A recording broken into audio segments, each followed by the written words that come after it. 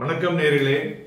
இன்றைய தினம் நமது சந்தைகள் போன வாரத்தினுடைய வீழ்ச்சியிலிருந்து ஒரு மீட்டெடுத்து 28 புள்ளிகள் அதிகரித்து 24,683 முடிவடைந்திருக்கிறது. Advances 1161, declines 1447. மெயினா மிட் அண்ட் ஸ்மால் கேப் பார்த்தோம்னா இன்றைய தினம் ஒரு மைல்டு ரெக்கவரியை பார்க்க முடிஞ்சது. வாலட்டிலிட்டி இண்டெக்ஸ் வந்து 0.52% இறங்கி 11.37 இருக்கு. ஸோ ஓவரால் மார்க்கெட் பிரத்தை பார்க்கும் பொழுது ஒரு மிக்ஸ்டு மூவ்மெண்ட் வந்து இன்னைக்கு பார்க்க முடிஞ்சதுன்னு சொல்லலாம். மேலும் துறைகளில் பார்த்தோம்னா 16 துறைகளில் 10 துறைகள் இந்த தினம் கிரீன்ல இருக்கு. மெயினா especially PSU bank, reality and energy 3 துறைகளும் நன்கு ஒரு ப்ராஃபிட் புக்கிங் இல்லாமல் பையிங்கை பார்க்க முடிஞ்சதுன்னு சொல்லலாம். மெயினா இன்றைய தினம் ரிசர்வ் பேங்க் ஆஃப் இந்தியாவோட MPC மீட்டிங் ஆரம்பிச்சுட்டாங்க. புதன்கிழமை அன்னைக்கு அந்த மீட்டிங்கினுடைய அவுட்கம் வர இருக்கிறது. ரேட் கட் இருக்கா இல்லையா, பாசிட்டிவ்ல இருந்தது. அதை பற்றி நாம் நாளை தினம் நம்முடைய சிறப்பு பதிவில் பேசுவோம். மேலும் மீடியா, ஆட்டோ அண்ட் ஃபார்மா இந்த 3 துறைகளிலும் ஒரு ப்ராஃபிட் புக்கிங்கை பார்க்க முடிஞ்சதுன்னு சொல்லலாம். ஏரிய பங்குகள் ITC, Tata Motors, L&T, State Bank of India, Hindalco, Titan, ONGC, NTPC, HDFC bank, Reliance Industries. இதை தவிர HPCL, BPCL எல்லாம் நல்லா பண்ணியிருக்கு. இன்னைக்கு இறங்கின பங்குகளில் doctor Reddy, M&M, Axis Bank, Infosys, Adani enterprises, HCL tech, Jio finance, Apollo hospital, IndusInd bank இவையெல்லாம் இறங்கிய பங்குகள் இன்றைய தினம்.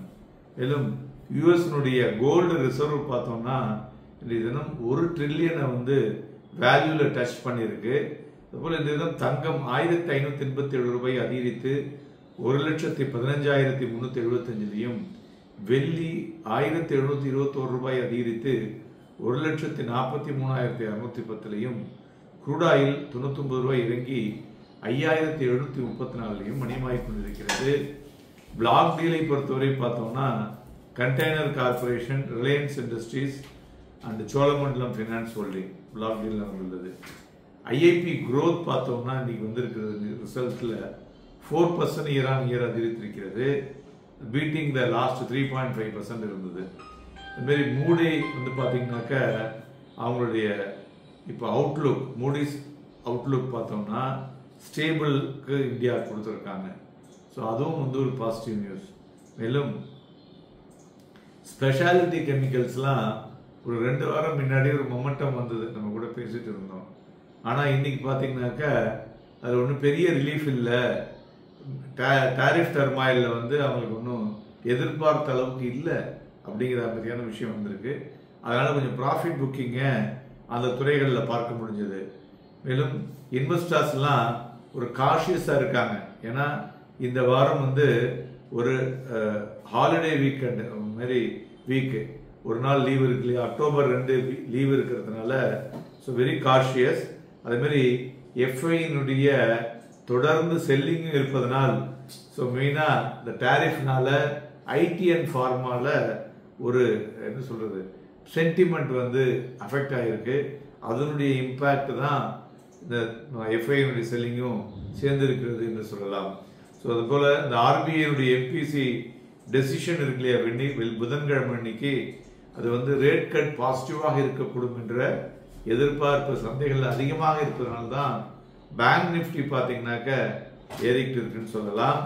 மேலும் மார்க்கெட்டை பொறுத்தவரை ஒரு ஒரு கண்டிசிவ் டிசிஷன்லேருந்து இப்போ கொஞ்சம் ஒரு மாதிரி slight better movement with macro economic டேட்டானால இருக்கக்கூடும் என்று எதிர்பார்க்கலாம். மேலும் சந்தைகளை பொறுத்தவரை FIனுடைய செல்லிங் வந்து நின்னால்தான் மார்க்கெட் வந்து ஒரு ஸ்டெபிலிட்டிக்கு வரும். வாலட்டிலிட்டி இண்டெக்ஸும் பார்த்தீங்கன்னா டெய்லி வந்து ஒரு ஹை மூவ்மெண்ட்ல தான் இருந்துட்டு இருக்குன்னு சொல்லலாம். இன்னைக்கு நிஃப்டி பார்த்தோம்னா காலையில் டவுன் ஓப்பனிங் 24,728, அதுக்கப்புறம் மேலே வந்து ஸ்லைட்டாக கீழே 671 வரலையும் வந்துட்டு மறுபடியும் மேலே போச்சு. மேலே வந்து போச்சு 24,791.30 அரௌண்ட் 11 o'clock போச்சு. அதுக்கப்புறம் பார்த்தா 1 மணிக்கு இன்னைக்கு லோ 24,606. கிட்டத்தட்ட இன்னைக்கு பார்த்தீங்கன்னா இன்னைக்கு டே ஹைக்கும் லோக்கும் உள்ள டிஃபரன்ஸ் வந்து கிட்டத்தட்ட ஒரு 185 புள்ளிகள் இருந்ததுன்னு சொல்லலாம். இந்த வாலட்டிலிட்டி ஸ்டில் இருக்க தான் செய்கிறது. இதை சரி செய்வதற்கு உண்டான வழிமுறைகள் என்னென்னா, இந்த ஜியோபொலிட்டிக்கல் டென்ஷன் சரியாக வேண்டும், டாரிஃபினுடைய இஷ்யூ சரியாக வேண்டும், மூன்றாவது அதர் மிடில் ஈஸ்ட் லெவலில் இருக்கக்கூடிய இஷ்யூகள் வந்து சரியாக வேண்டும். ஸோ இவை எல்லாம் ஒட்டுமொத்தமாக ஒரு ரிப்போர்ட் இன்னைக்கு நாளைக்குன்னா ஆகாது. எக்ஸ்பெக்டட் பை அக்டோபர் எண்டுக்குள்ள சரியாகக்கூடும் என்ற எதிர்பார்ப்பு இருக்கிறது. நிஃப்டியை பொறுத்தவரை இன்னைக்கு பார்த்தோம்னா ஃபியூச்சரில் எபோவ் ஆவரேஜ் வால்யூம், பேங்க் நிஃப்டியும் above average volume. So last week 2.7% Nifty விழுந்தது. ஸோ 7 மாதத்தினுடைய ஒர்ஸ்ட் வீக்லி லோவர் போன வாரம் டச் பண்ணிடுது. இன்னைக்கு அதுலேருந்து ஒரு பிரேக் கொடுத்திருப்பதும் குறிப்பிடத்தக்கது. மேலும் நிஃப்டியை பொறுத்தவரை 24,590 என்கிற புள்ளிகள் ஒரு ஸ்ட்ராங் சப்போர்ட்டாக இருக்கக்கூடும். அதுபோல ரெசிஸ்டன்ஸ் பார்த்தோம்னா 24,850 ஆக இருக்கக்கூடும். மார்க்கெட்டில் வாங்கி விற்பதற்கும் விற்று வாங்குவதற்கும் ஏதுவாக இருக்கக்கூடும். 60% இந்த buy and sell and 40% sell and buy நாளைக்கு இருக்கக்கூடும் என்று எதிர்பார்க்கலாம். நன்றி, வணக்கம்.